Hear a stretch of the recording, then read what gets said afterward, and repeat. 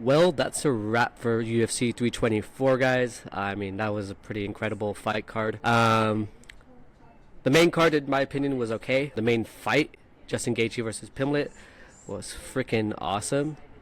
Technique out the window, but great fight. Honestly, I didn't think Pimblett was going to get out of that first round.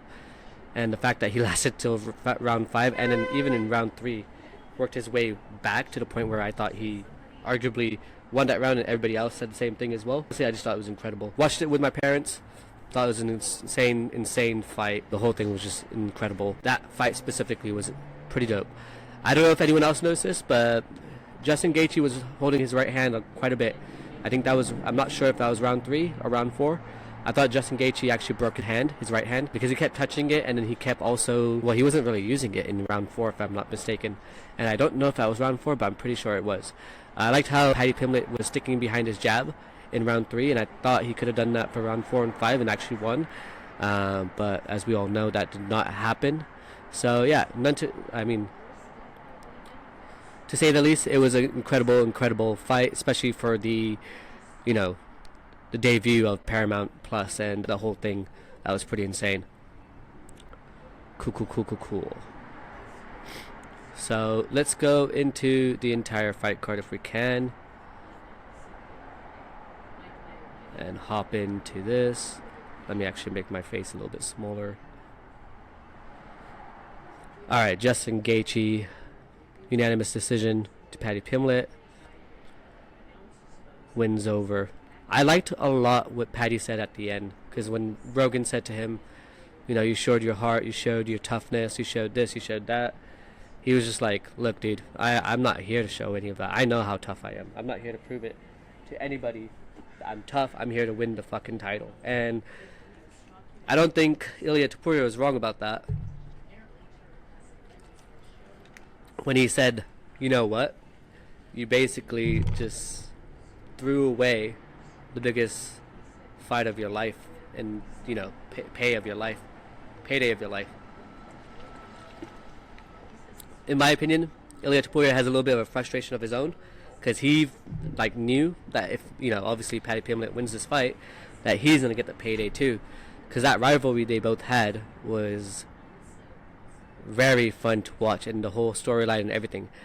In my opinion, IMO, Paddy Pimblett can work his way back up, and I'm sure he'll get that fight with Ilia Topuria if Ilia Topuria stays at 155. If not, he might go to 170 to fight Islam Makhachev, and if that's the case, I don't know what's going to happen there, but that's kind of where I feel like we're at the moment.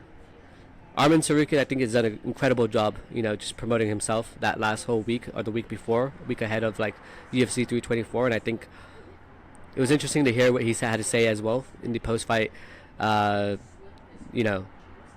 what's it called? The post-fight, not press conference, but the post-fight UFC show. And yeah, I thought that was pretty interesting to see what he had to say about Justin Gaethje, about Paddy Pimblett. Honestly, either of these guys were down there with Ilia Topuria, I think they would have Paddy Pimblett, in my opinion, would have definitely got knocked out by Ilia Topuria. It's funny because the night before this whole thing happened, right? So just to pull back the curtain a little bit, I was watching another UFC channel, not UFC channel, but another MMA guy, and he was talking about how Paddy Pimblett doesn't do well in the pocket and always is open for that left hook. And he was showing every single fight, from fight 1 to all these fights that Paddy Pimblett's had, is apart from the most recent ones, that he's getting touched by this left hook, and how who is that guy? The one that basically Jared Gordon, the one who fought him and arguably won, how he basically knocked him out in the pocket so much. Ilia Topuria, his fighting acumen is mainly in the pocket, and imagine Paddy with him that night. I feel like he would have knocked Paddy out, to be honest with you. Justin Gaethje, I thought, was pretty incredible. I think Paddy could have had him out in round 3, if I'm being honest, but somehow he would will his way back in, I felt like. And I don't know, I just thought it was a very interesting fight. I did rewatch it, was it Sunday morning? I tried to rewatch it. I rewatched the first round. I thought it was a pretty interesting round. I thought the fight was so good that I was so engaged. I didn't realize there was 30 seconds left in that first round, and I'm like, it's a pretty good fight. Yeah, I'm trying to think if I have anything more to say about that one, but I think we're good there. It's going to be interesting to see if, obviously Ilia Topuria wants to come back to fight Justin Gaethje. to to unify the titles, but I also would not mind seeing Arman Tsarukyan versus Justin Gaethje for the interim lightweight title. And I have a feeling that Arman would win that as well, to be honest. I know I picked Paddy Pimblett on this one. I was 100% wrong, and I was a little bit concerned once I watched that guy's MMA channel that like, oh, yeah, I might have missed that part. And he's definitely, I don't know, it just felt like with the whole like energy of Paddy Pimblett, I think he just overlooked him, to be honest, Justin Gaethje. But in all fairness too, he didn't really fight anyone on Justin's level at that point. But because of the Max Holloway knockout, I just thought Justin Gaethje didn't really have a chance, because it kind of felt like a 50-50 toss-up. I don't know. That's where we're at. Okay, let's go into the next one. O'Malley versus Song Yadong. I arguably thought Song Yadong did win the first round and the second round. I thought the first round was more of a toss-up. The second round, I definitely thought Song Yadong won. And then Sean O'Malley definitely pulled out that third round. In my opinion, Tim Welch should have said, like, hey, Sean, you're down 2 rounds. I think Sean would have got a knockout, if I'm being honest. And then a bonus for that knockout as well. That fight was okay. It wasn't very fun to watch. Honestly, it felt like, I think the celebration of the win was more exciting than the actual fight itself. I don't know. Sean, I love Sean O'Malley. I'm a big fucking fan of Sean O'Malley, but didn't feel like he's much of a, I didn't feel like there was much hype behind him at this point right now where he's at in his career. So let's see. I think he'll build back up if he gets that Peter Yan fight and wins. But also it depends on how he wins, because if he wins the way he won last time, yeah. My brother was saying that he didn't think he should have won, but I don't know. I kind of thought the pink underwear guy was good enough to win the fight. Okay, the heavyweight bout. I'm a big fan of Derrick Lewis, and I'm gonna be honest, like, that wasn't a very good fight. I mean, I didn't think it was gonna get out of the first round, and I just saw Derrick Lewis just swinging and swinging and swinging, unable to catch WCA, and it's just like, bro. He said his fight IQ is like the most underestimated recently in one of his podcasts. And I'm thinking, like, bro, where the fuck is your fight IQ in this fight? Like, come on, bro. And, like, not to mention, but, like, he said this is the best shape he's been in. I think he's looked in better shape in the past fights. Honestly, I didn't think he looked like that good in shape, if I'm being really transparent. WCA, I thought was okay. I see what he was trying to do. So, in my opinion, what he was trying to do was just keep a distance between him and Derrick Lewis, and then wait for him to open up and then counter him, basically.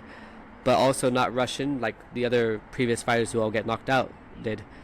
Because I noticed if you put, Derrick Lewis under a little bit of pressure, he tends to knock you out. The way the whole thing ended, though, where Derrick Lewis, like, in my opinion, didn't really fall down. He just kind of like slipped. I mean, he did fall down, but he did get touched, and like that touch wasn't like that hard. From what I saw, it didn't look that staggering. And then he just falls down. And I'm like, okay. And I'm like, in my head, I'm like, he's going to get back up, right? Or at least turn around. Or he's not going to let WCA come down there and, like, just fucking ground and pound him to win the fight. Like, I didn't think that was going to happen. And then he does that. And I'm just like, what the fuck is going on? And I don't know. It just felt like a very slow-paced fight. Like, if they're trying to fight Tal Aspinall, bro, come on. You got to show more than that, in my opinion. Which should call me MMA, in my opinion, K. That could be my fight name. Okay. Next fight. It's funny because I didn't actually know or think. Let me just put it this way. I didn't think that Rose won that fight until afterwards. And all of a sudden I'm hearing everybody say that Rose arguably won that fight. In fact, when Natalia Silva got announced the winner, everyone was booing her. And I was like, what? Really? Why? I didn't recognize that she arguably lost that fight, and it's weird because I really enjoy watching Natalia Silva, especially with her fight against like the previous one. Forgot her name again. I hate when this happens when I watch videos and people forget their name, but Yeah, that last fight that Natalia Silva had, I thought was like very entertaining. I thought she looked so elegant in that fight, and then this one, she got like maybe 3 or 4 good strikes in with Rose, but apparently like everyone feels like Rose did enough, so I might have to rewatch that fight. Honestly, I don't have that much to say about this fight. I mean, I'm glad Natalia Silva did win, and then Dana confirmed at the end of that press conference that she's getting the next title shot, so let's see what happens. I mean, sometimes he says that and then like it might not happen anyway, so we'll see. Alright, the main card opener. Let's get in it. Let's get into it. Arnold Allen versus Gene Silva. Man, this was a sick ass fight. Honestly, I really enjoyed this fight. I was like at the edge of my seat in this fight, and I was hoping that Arnold Allen would like open up a little bit more, and like, you know, the rankings come out tomorrow, by the way, so this would be dope to see what happens. But I thought he would have opened up a little bit more. I have a feeling they're gonna put Gene Silva in the top 5 if Arnold Allen's number 6. Let's see what happens. Yeah, if Arnold Allen could have opened up a little bit more, I thought it would have been dope. I like the way that Gene Silva kind of like tamed himself in the entire fight. Didn't overcommit to anything and just kind of like kept it going, and you know, share that momentum or carry that momentum throughout the entire fight. Yeah, there was multiple times where I thought he was gonna get Arnold Allen out, and then vice versa. But man, that was just a very end fight. I don't know if I could say more about that fight because I'd have to rewatch it to be more accurate about it. This one, Umar Nurmagomedov versus Deiveson Figueiredo, pretty much, you know, went the way I thought it was gonna go. I did say Umar Nurmagomedov is gonna like pretty much dominate Deiveson Figueiredo. To me, it didn't look like a very entertaining fight. They were pretty much staring at each other the entire time, especially round 2, like pretty much all of that round 2, and then round 1 he was just like taken down, never got back up. Yeah, I don't know what's happening with Deiveson Figueiredo. He missed weight as well, which is weird. So let's see what happens with that. Ironically, I think he's gonna have to go up to featherweight if he wants to stay in the UFC or even want to fight again. But let's see. Can't believe he missed weight. Maybe it's because of his age. I don't know. Umar's not very much of an entertaining fighter, if I'm being honest. Like, you might disagree with me, but in my opinion, it's not that entertaining. Okay. Atiba Gauthier versus Andre Pulayev.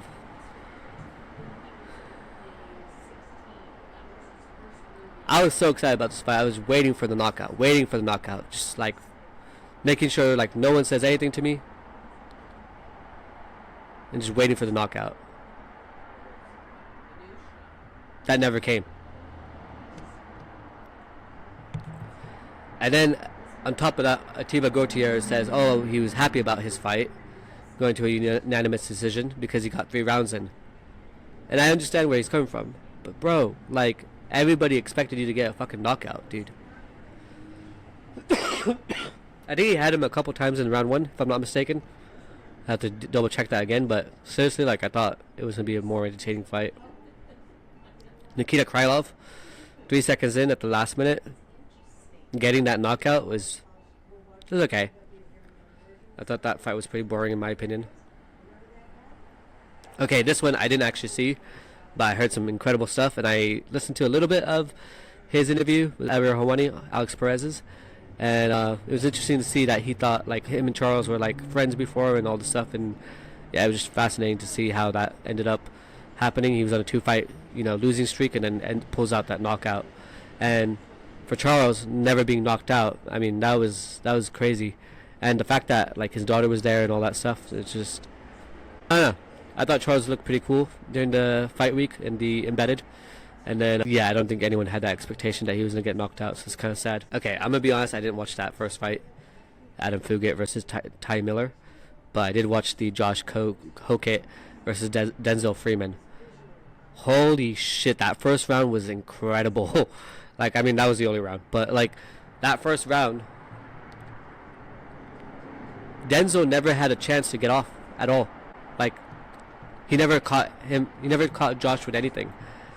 And then Josh, his post-fight speech is like, calling out WCA, saying he's like a dead father, not to 1 but 9 children. Like, that was, I mean, I don't even know if that's true. And apparently WCA said the factory's been shut down for making a new baby. So that was quite funny, his post-fight speech, press conference. But yeah, that's all I have for today. Okay, I'm gonna do a review on UFC 325 like later this week. I am super excited for that. I haven't watched anything yet, so I do have to get to it before I do that. And then I'm gonna send this out because I know I did mention on my UFC channel, on my MMA K8 channel, about me putting out this out on Sunday, and I didn't put it out till today. If you haven't already, please like, subscribe, and subscribers are going up. So those of you who have subscribed recently, thank you very, very much. I really genuinely appreciate it. I cannot wait to keep this going and just focusing more and more time on this.